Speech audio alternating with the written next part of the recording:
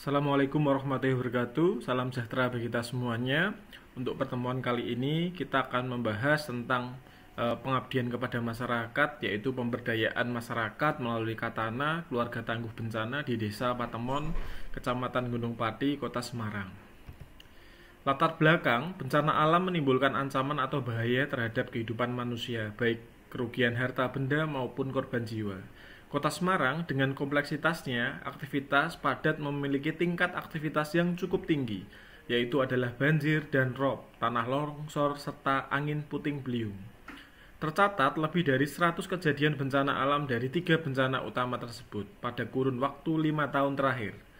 Sumbernya adalah dari BPBD Kota Semarang. Banyaknya catatan kebencanaan yang terjadi di Kota Semarang, analisis hazard dan langkah mitigasi bencana sangat perlu dilakukan dengan harapan mengurangi risiko bencana di kemudian hari. Ini adalah deskripsi daerah Kota Semarang dengan luas 373 km persegi dengan jumlah kecamatan ada 16 kecamatan. Sebelah utara berbatasan dengan Laut Jawa, sebelah selatan berbatasan dengan Kabupaten Semarang, sedangkan barat dengan Kabupaten Kendal, sedangkan di bagian timur adalah di Kabupaten Demak. Topografi di Kota Semarang sangat beragam, dari daerah yang dataran rendah sering terkena banjir dengan daerah lereng vulkan Ungaran yang sering terjadi longsor. Kota pegunungan, daerah ketinggiannya kurang lebih sekitar 90-350 meter di atas permukaan laut. Ini ada di daerah Semarang bagian selatan, sedangkan kota pantai atau dataran rendah ketinggiannya 0,75-3,5 meter di atas permukaan laut. Memiliki posisi geostrategis karena berada pada jalur lalu lintas ekonomi Pulau Jawa dan merupakan koridor pembangunan Jawa Tengah yang terdiri dari 4 simpul pintu gerbang. Penduduk Kota Semarang menurut data yang dihimpun dari Badan Pusat Statistik Kota Semarang tercatat pada tahun 2018 adalah 1,8 juta jiwa. Yang paling padat penduduknya adalah di daerah Candisari, Kecamatan Tugu, dan Kecamatan Semarang Barat. Identifikasi hazard. Jadi bencana menurut Undang-Undang tentang penanggulangan bencana adalah peristiwa atau rangkaian peristiwa yang mengganggu kehidupan dan penghidupan masyarakat disebabkan oleh faktor alam dan non-alam maupun faktor manusia sehingga mengakibatkan timbulnya korban jiwa manusia, kerusakan lingkungan, kerugian harta benda, dan dampak psikologi. Pada dasarnya, bencana alam dibagi menjadi beberapa kategori ditinjau dari penyebab terjadinya, diuraikan sebagai berikut. Ada atmosferik, yaitu bencana karena badai, puting beliung, terus ada cuaca, terus ada geohazard, ada hidrologis meteorologis, ini merupakan daerah banjir, terus ada ekstraterestrial. Kalau ekstraterestrial adalah merupakan bencana dari luar angkasa, sedangkan geohazard itu berasal dari bencana-bencana geologi, contohnya seperti longsor, gempa bumi, dan gunung meletus. Dan di Kota Semarang itu adalah sering terjadi banjir. Banjir utama penyebabnya adalah hutan yang terus-menerus terjadi penebangan sehingga jumlah air menjadi semakin bertambah, resapannya semakin berkurang. Kita lihat di daerah Semarang bagian utara dan tengah sudah tidak ada lahan yang terbuka atau lahan terbuka hijau. Permukiman rata-rata membuka lahannya di bagian selatan, maka menyebabkan daerah di bagian utara dan tengah sering terjadi banjir. Berdasarkan penyebab banjir dibedakan menjadi banjir sungai. Di Semarang ada Sungai Kaligarang, ada banjir kanal barat, banjir kanal timur, dan ada Kali Kreu. Ada banjir rob, banjir tersebut adalah di daerah banjir pantai, di daerah pantai Marina atau Laut Jawa yang itu meluap karena proses gravitasi bulan ya. Ada pasang naik, pasang surut. Terus ada banjir karena manusia karena pembukaan lahan ataupun penggunaan lahan-lahan floodplain yang menyebabkan daerah tersebut terjadi banjir. Selanjutnya, identifikasi hazard ancaman. Sebagai letak geografis Kota Semarang berada di daerah rendah sehingga rawan terjadi banjir. Sistem drainasenya sangat buruk. Kebiasaan masyarakat yang kurang peduli terhadap lingkungan serta adanya penurunan tanah atau sering disebut dengan land subsidence. Banjir dan rob sangat mungkin terjadi. Di sini adalah peta ancaman dari Sumber Pratewi tahun 2016, karena ancaman itu tidak akan pernah berubah. Jadi daerah yang sangat tinggi ancamannya adalah daerah-daerah yang ada di pesisir utara Kota Semarang. Sedangkan ancaman banjir Kota Semarang ada sebagian besar yaitu bermuara sungai Banjir Kanal Barat dan Banjir Kanal Timur. Selanjutnya adalah tanah longsor. Umumnya terjadi pada dataran tinggi atau pegunungan, tetapi bisa terjadi pada dataran yang relatif rendah, misalnya disebabkan oleh penggalian jalan, runtuhnya galian tambang, atau runtuhnya tebing sungai. Penyebabnya tentunya curah hujan yang sangat tinggi, sampah yang menumpuk, aktivitas seismik atau vulkanik, ada hutan gundul, bendungan, dan struktur bebatuan yang hancur, erosi tanah, serta beban tanah yang berlebih. Daerah yang sering terjadi longsor adalah di daerah Kecamatan Gunung Pati, Kecamatan Banyumanik, Kecamatan Tembalang, dan Kecamatan Ngalian. Merupakan daerah dataran yang mempunyai topografi paling curam yang ada di daerah Kota Semarang. Kalau kita lihat, ini adalah peta identifikasi ancaman tanah longsor. Kita lihat yang tinggi adalah daerah-daerah, yaitu di daerah Kecamatan Gunung Pati. Ya, adalah di daerah ini, daerah warnanya merah dengan topografi yang sangat curam, pernah terjadi di Trangkil, Gunung Pati, terus ada di daerah Banyumanik, ini antara di daerah Bangkong, terus ada di daerah Tembalang dan sekitarnya, merupakan daerah-daerah yang paling rawan terjadi tanah longsor. Karena tanah longsor ini lebih dari 20% Kota Semarang memiliki ancaman tingkat sedang dan tinggi. Selanjutnya adalah puting beliung. Puting beliung adalah fase terjadinya akibat dianggap berbahaya karena merupakan angin yang berputar-putar dengan kecepatan yang lebih tinggi dari 63 km per jam. Sering terjadi ketika siang hari dan sore hari di musim pancaroba. Dampak yang bisa ditimbulkan adalah kerusakan infrastruktur, menimbulkan korban jiwa, kerugian material, merusak tanaman, pohon tumbang, dan mengganggu perekonomian. Daerah di Semarang merupakan daerah yang paling mempunyai ancaman karena di situ ada daerah yang sangat panas ketemu dengan daerah dingin, yaitu di daerah Gunung Ungaran. Perbedaan suhu yang sangat drastis atau selisih temperatur itu akan menyebabkan angin puting beliung. Jadi akan merusak. Alangkah baiknya kita mitigasi bencana dengan memberikan atap rumah, yaitu dengan beton ya, atau dengan genteng yang berat. Tapi kalau dengan menggunakan seng atau mungkin dengan tanaman padi atau tebu, itu akan sangat mudah sekali terkena puting beliung. Berdasarkan statistik jumlah kejadian puting beliung di Kota Semarang ya dari tahun 2013 sampai 2018, yaitu merusak lebih dari 100 rumah warga. Berdasarkan pemetaan ancaman puting beliung di Kota Semarang, kita lihat di gambar, di semua kecamatan di Kota Semarang sering terjadi puting beliung. Yang paling sering adalah di Kecamatan Gunung Pati, Kecamatan Ngalihan, dan ada di Kecamatan Banyumanik. Ini karena daerah peralihan antara dataran tinggi dan dataran rendah yang sering terjadi angin puting beliung. Selanjutnya penentuan tingkat ancaman atau hazard berdasarkan Perka BNPB nomor 12 tahun 2012 bahwa indeks ancaman dihitung dari menggunakan penduduk indeks terpapar. Contohnya adalah kategori tinggi, sedang, dan rendah. Jadi adalah indeksnya adalah seperti ini. Dan indeks penduduk terpapar itu adalah contoh di bencana banjir dengan bobot total kepadatan dengan kelompok rentan 60%, sedangkan kelompok rentannya ada 40%. Jadi peta zonasi rawan indeks ancaman bencana adalah total kategorinya banjir adalah sangat tinggi di Kota Semarang kategorinya, kelas indeksnya. Terus sedangkan tanah longsor ini juga di Kota Semarang kategori indeks kejadiannya untuk kepadatan penduduknya kategorinya sangat tinggi. Untuk kelompok rentannya adalah kategorinya adalah sedang.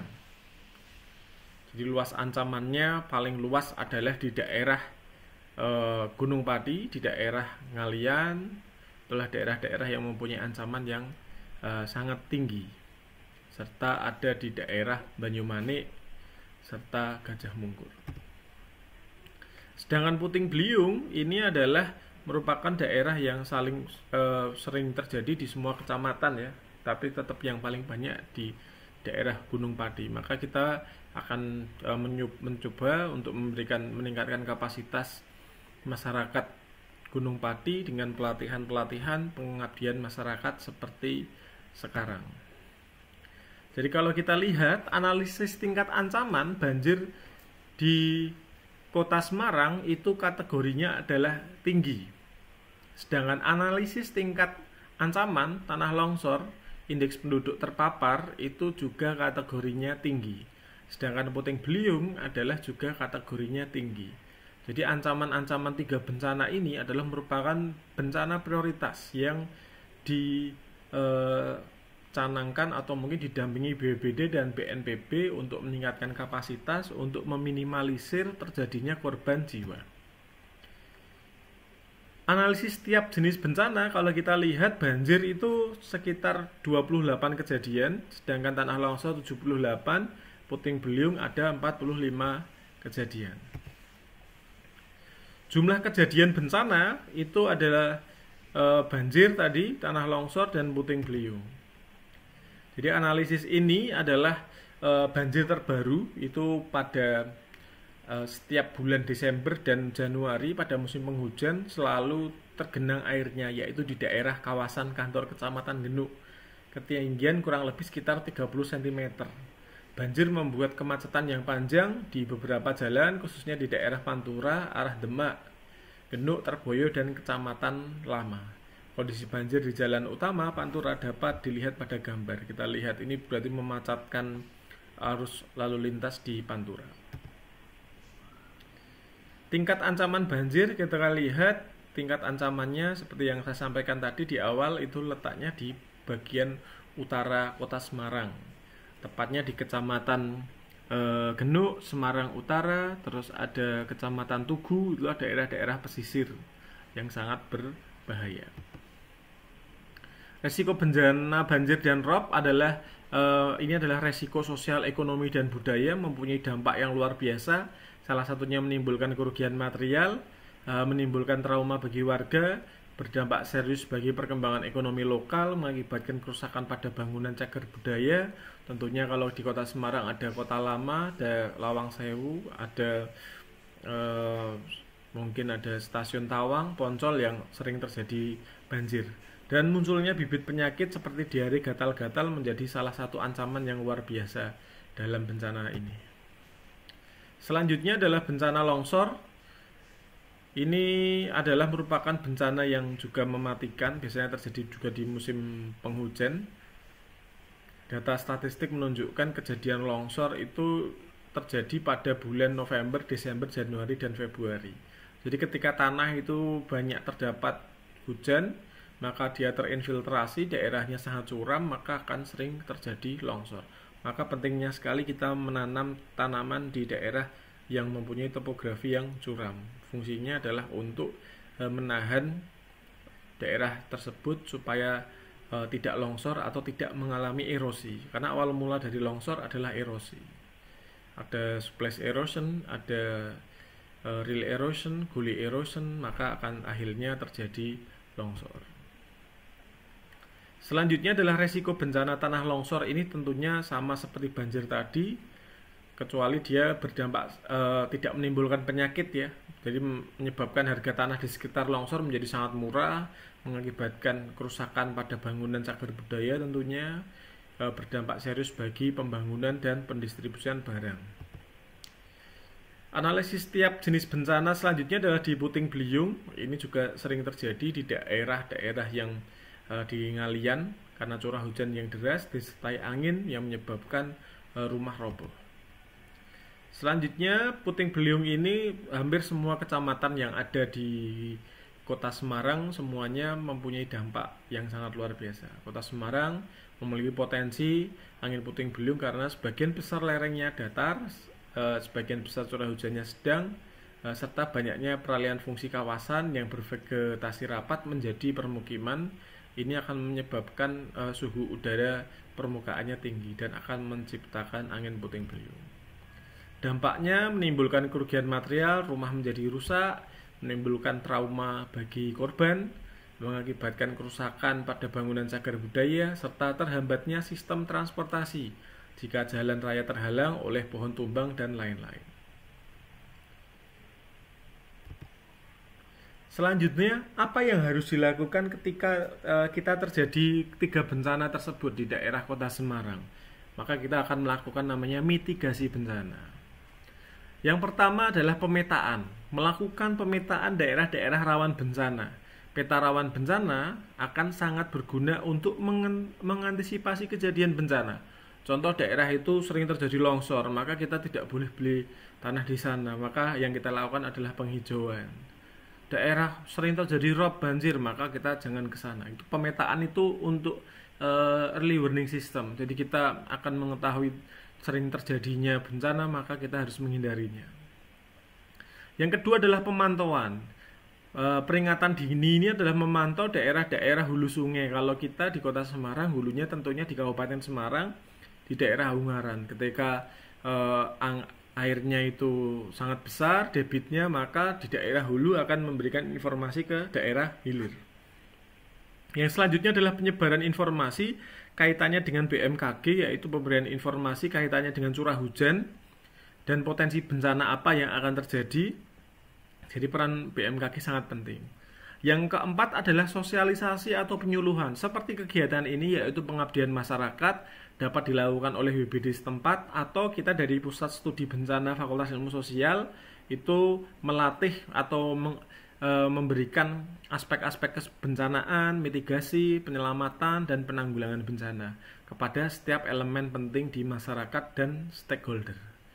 Selanjutnya adalah peringatan dini, tujuannya agar persiapan secara dini dapat dilakukan guna mengantisipasi jika sewaktu-waktu terjadi bencana atau early warning system. Biasanya ini dipasang di daerah-daerah yang sering terjadi bencana atau longsor. Langkah spesifik mitigasi bencana untuk banjir rob yaitu pengawasan penggunaan lahan, penyesuaian desain bangunan daerah banjir. Kalau sering terjadi banjir, alangkah baiknya rumahnya itu ditingkat. Jadi ada space di mana ketika kita terjadi banjir bisa naik ke lantai yang kedua. Pembangunan tembok penahan atau tanggul, pembangunan breakwater atau seawall itu penting sekali untuk memecah gelombang. Terus ada pengaturan kecepatan aliran, melakukan pengerukan sungai atau normalisasi sungai. Dengan sungai itu dikeruk maka akan menyebabkan sungai itu akan menjadi dalam dan akan dapat menampung debit air yang besar. Terus pembangunan saluran drainase yang baik, pelatihan pertanian yang sesuai dengan kondisi di daerah banjir, meminimalisir penebangan hutan tanpa adanya reboisasi, serta pelatihan tentang kewaspadaan dan persiapan evakuasi bencana. Ini adalah kegiatan-kegiatan real yang bisa dilakukan supaya kita terhindar dari bencana banjir. Selanjutnya tanah longsor, yaitu melakukan pengawasan dalam pembangunan rumah untuk masyarakat khususnya di daerah rawan longsor seperti daerah sungai, bawah tebing dan lain-lain, mengawasi penggunaan lahan. Jadi kita gunakan lahan itu jangan dimiring karena miring itu akan berbahaya. Membuat benteng beton seperti ada yang gambar di samping ini adalah menahan secara mekanik ya. Jadi ditahan dindingnya supaya tidak terjadi longsor. Melarang melakukan penebangan pohon, membuat terasering seperti yang ada di gambar di samping. Jadi sawah ini fungsinya adalah supaya terhindar dari erosi. Terus memberikan penyuluhan kepada masyarakat mengenai bencana tanah longsor, waktu dan potensi terjadi longsor, serta tanda-tanda terjadi tanah longsor. Terus membentuk forum relawan, mengadakan pelatihan tanggap bencana serta simulasi bencana seperti kegiatan ini, dan membuat rambu-rambu evakuasi dan juga early warning system kalau longsor. Ketika terjadi ada gerakan tanah, maka sirine itu akan berbunyi. Maka warga akan meninggalkan tempat tersebut. Selanjutnya adalah puting beliung. Puting beliung ini adalah merupakan salah satu bencana yang sangat sulit diprediksikan. Jadi kita sangat tergantung pada informasi yang diberikan BMKG. Yang pertama tentunya mensosialisasikan puting beliung kepada masyarakat, baik tanda-tandanya maupun cara berlindung. Jadi ketika terjadi puting beliung, kita dilarang untuk berlindung di bawah pohon atau di bawah rumah yang lapuk. Jadi kita harus pergi, kalau bisa meninggalkan tempat tersebut, karena dia bersifat area. Dan harus berlindung di daerah beton atau sesuatu hal yang kuat. Ketika itu ranting akan berbahaya sekali karena akan rapuh dan mudah roboh dan menimpa masyarakat ataupun mobil yang sedang lewat. Selanjutnya adalah selalu mengikuti informasi perakiraan cuaca. Itu bisa diikuti di Instagramnya, Twitter maupun di YouTube-nya BMKG ya, bisa dicek. Terus selanjutnya ketika hujan lebat terjadi, itu ada angin kencang, maka kita berlindung dan menentukan lokasi evakuasi yang aman agar ketika puting beliung akan terjadi tidak kebingungan mencari tempat yang aman. Selanjutnya adalah desa kelurahan tangguh bencana. Daerah di sini adalah kemampuan mandiri untuk beradaptasi yang ancaman serta memulihkan diri dengan segala dampak. Jadi pentingnya kita membuat proses pembentukan Destana ini adalah yang pertama peraturan BNPB nomor 1 tahun 2012 tentang pedoman umum. Output adalah dokumen rencana, penanggulangan bencana, dan lain-lain. Tujuan pembentukan ini adalah melindungi masyarakat yang tinggal di kawasan rawan bencana dari dampak kerugian bencana. Yang kedua, meningkatkan peran serta masyarakat, khususnya kelompok rentan dalam pengelolaan sumber daya dalam rangka mengurangi resiko bencana. Yang ketiga, meningkatkan kapasitas kelembagaan masyarakat. Yang keempat, meningkatkan kapasitas pemerintah. Yang kelima, meningkatkan kerjasama antara para pemangku kepentingan PRB, pihak-pihak pemerintah daerah, sektor swasta, dan perguruan tinggi. Jadi bencana ini adalah merupakan urusan bersama berbasis resiko, pengurangan resiko, pemenuhan hak masyarakat menjadi pelaku utama, dilakukan secara partisipatoris, mobilitas sumber daya lokal, inklusif, multi ancaman, kemitraan, dan diselenggarakan secara lintas sektor. Jadi peran masyarakat dalam kegiatan keluarga tangguh bencana maupun Destana itu adalah inisiator, perencana, pelaksana dari, oleh, dan untuk masyarakat. Jadi kegiatan tahapan bencana ini meliputi pengkajian resiko, perencanaan, pembentukan forum pengurangan resiko bencana, peningkatan kapasitas, pemanduan PRB, pelaksanaan PRB, dan pemantauan evaluasi pelaksanaan program. Forum PRB atau desa kelurahan ini adalah wadah untuk menyatukan unsur-unsur organisasi atau kelompok pemangku kepentingan di tingkat desa dan berkemauan untuk mendukung upaya-upaya pengurangan resiko bencana di wilayah desa. Forum PRB atau desa kelurahan ini adalah kompak, efektif, dapat dipercaya, dan berwenang atau kreatif. Jadi peran serta masyarakat ini diatur oleh Perka BNPB nomor 11 tahun 2014. Dalam penanganan bencana itu harus ada pentahelix, yaitu ada pemerintah, kita melibatkan pemerintah desa, kota, kabupaten, kecamatan, sampai provinsi serta nasional. Terus ada civil society, ada masyarakat seperti kami masuk ke dalam akademisi, ada pengusaha, dan lain-lain. Adalah satu elemen yang penting dalam penanggulangan bencana. Perubahan paradigma ini adalah sebagai pihak yang diselamatkan, ditolong, harus dirubah menjadi penyelamat atau penolong. Jadi bila mana terjadi bencana, kedaruratan di suatu wilayah, yang terkena dan menjadi korban adalah masyarakat. Siapa yang harus membantu adalah bantuan kemanusiaan dan kesiapsiagaan masyarakat, keluarga dan masyarakat sekitar yang berdekatan dengan tempat kejadian yang memberikan pertolongan, self-reliance atau kemandirian. Ini adalah isi tas siaga kebencanaan. Jadi ketika terjadi bencana, apa saja yang harus ada di dalamnya? Jadi yang pertama adalah kotak P3K, ada masker, ada peluit, ada uang cash, handphone, makanan tahan lama, air minum, senter, pakaian, radio, portable, dan dokumen serta surat-surat penting seperti kartu keluarga, ijazah, foto keluarga. Ini adalah salah satu dokumen yang harus dibawa ketika terjadi bencana. Jadi seperlunya saja, kurang lebih 1 tas punggung. Demikian pengabdian masyarakat kami. Sekian, kalau ada pertanyaan bisa ditanyakan di kolom komentar. Sekian, salam tangguh. Akhir kata, wassalamualaikum warahmatullahi wabarakatuh.